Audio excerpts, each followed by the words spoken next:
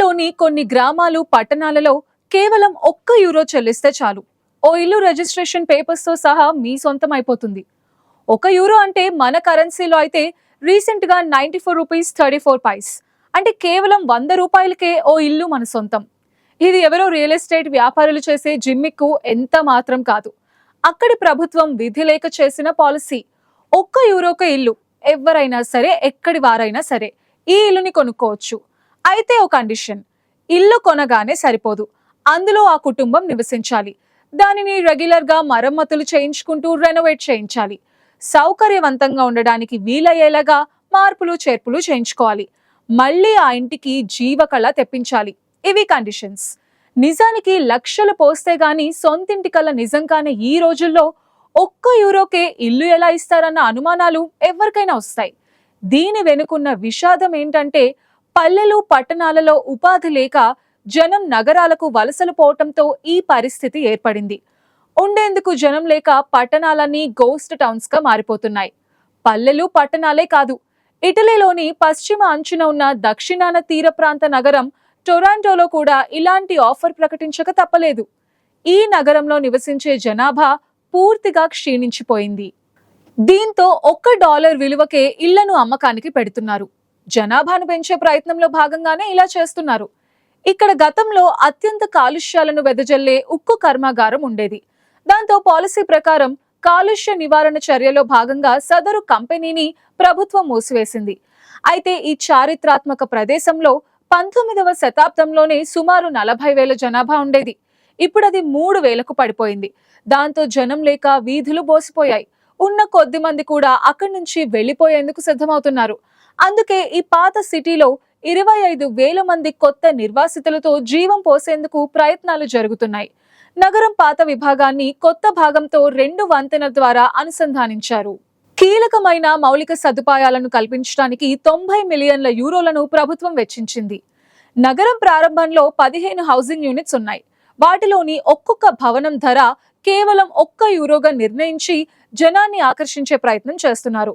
తొలి దశలో ఈ గృహాల అమ్మకం సక్సెస్ అయితే మరిన్ని గృహాలను అమ్మకానికి పెట్టనున్నారు. ఈ ద్వీపంలో సుమారు 1,300 ఇళ్లున్నాయి. న్యూయార్క్, మిలన్, రోమ్ వంటి ప్రాంతాల నుంచి ఈ సిటీలోని భవనాలను కొనేందుకు కొందరు ఇంట్రెస్ట్ చూపిస్తున్నారు. వారంతా స్వయంగా పట్టణాన్ని విజిట్ చేస్తూ తమకు నచ్చిన ఇంటి కోసం జల్లెడ పడుతున్నారు. అయితే వారికి సొంత ఇల్లు లేదని కాదు, ఈ ద్వీపంలో ఓ అదనపు ఇంటి కోసం ఆలోచిస్తున్నారు. ఎప్పుడైనా ఆ ఇంటిని వెకేషన్ గా ఉపయోగించుకోవాలని చూస్తున్నారు.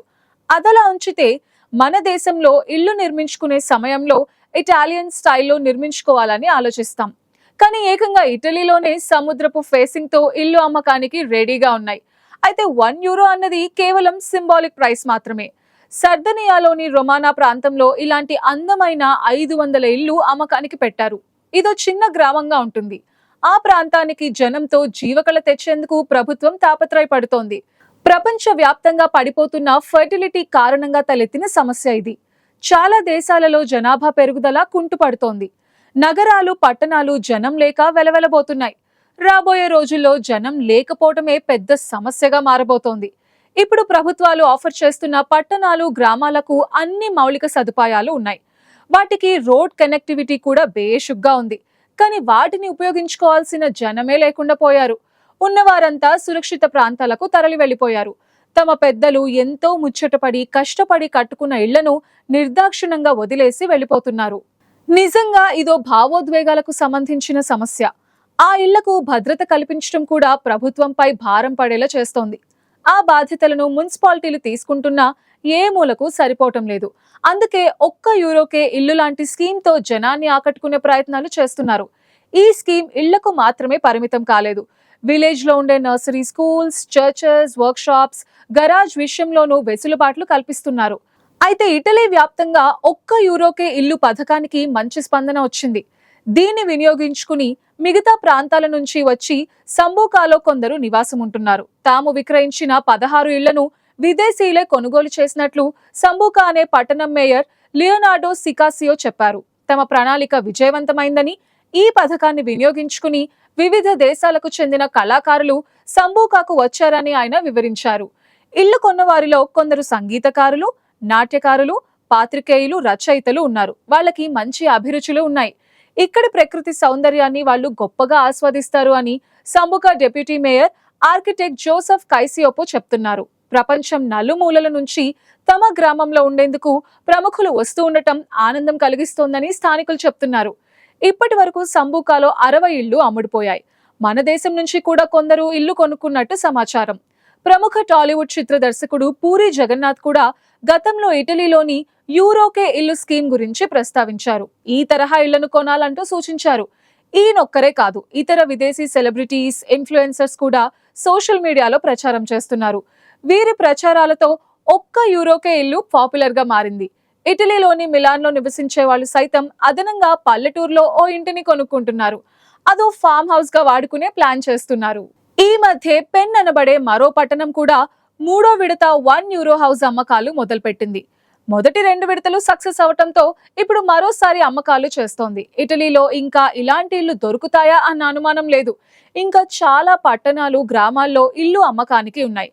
అయినా ఓ కాఫీ కొన్నంత ఖర్చు కూడా చేయని ఇంటిని ఎవరు మాత్రం కొనకుండా ఉంటారు? అయితే ఎవరి సమస్య అయినా ఒకటే, ఎక్కడ జనం ఉంటే అక్కడ ఇంటిని కొనే ధైర్యం చేస్తారు. లేదంటే ఎవ్వరూ లేని చోట ఉండటానికి వారికి భద్రత, ధైర్యం కూడా ఉండాలి. ఇటలీలోని సెంట్రల్ రీజన్ ఆఫ్ అబ్రూజాలో పెన్ పట్టణం పర్వత ప్రాంతంలో చూడచక్కని ప్రకృతితో ఉంటుంది. అందుకే దూర ప్రాంతాలలోని ఇటలీ ప్రజలే తమ కోసం ఓ ఇంటిని కొనుగోలు చేసే ప్రయత్నాలు చేస్తున్నారు. అయితే ఒకటి, ఎంత అందంగా ఉన్నా అక్కడ నివసించాలంటే సోషల్ సెక్యూరిటీ ఉండాలి. జనంలోనే జనం నివసించడానికి ఇష్టపడతారు. జనాభా తగ్గుతున్న దేశాలు ఎదుర్కొంటున్న విచిత్ర సమస్య ఇది.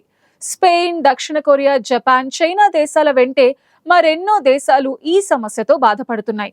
కాస్త వెనకో ముందో ఈ దేశాలన్నింటిలోనూ అబాండన్ చేయబడిన ఇళ్లు లెక్కకు మించి ఉండబోతున్నాయి.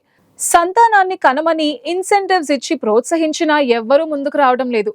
ఇది ఇలాగే కొనసాగితే జనం లేని ఊళ్ళు, పట్టణాలు సర్వసాధారణం కాబోతున్నాయి. ఈ విషయంపై ప్రతి దేశం ఆలోచించాల్సిన టైం వచ్చేసిందని చెప్తున్నారు విశ్లేషకులు. ఇప్పుడేదో ప్రపంచంలోనే అత్యధిక పాపులేషన్ ఉందని మనం మురిసిపోతున్నాం, కానీ మన దేశంలో కూడా ఫర్టిలిటీ ప్రమాదంలో ఉందన్న వార్తలు వస్తున్నాయి. అందుకే త్వరగా పెళ్లి చేసుకుని గంపెడు పిల్లలు కాదు కానీ 2-3 పిల్లని కనమనే ప్రచారం చేయడం మంచిదని అంటున్నారు పెద్దలు. లేదంటే మన దేశంలో కూడా ₹100కే ఇల్లు అని ప్రచారం చేసే పరిస్థితి రాదన్న గ్యారెంటీ ఏమీ లేదని చెప్తున్నారు.